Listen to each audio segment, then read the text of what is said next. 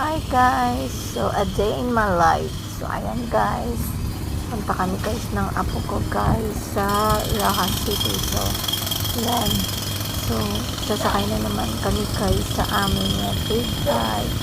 Yan guys. So, kahit lola na ako guys, kahit 54 na ang edad ko guys. So, hilig ko pa rin ng mga motor is big bike. So, ayan guys. So, yung apo ko guys, sanay na yan sa pag backride sa akin guys.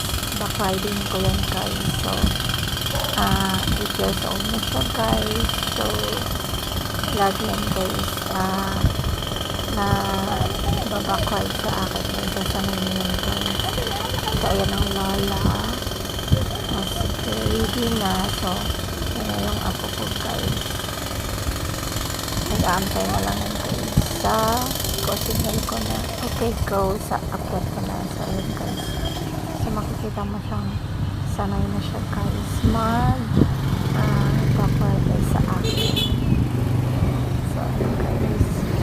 So pupunta kami muna guys sa may siya guys.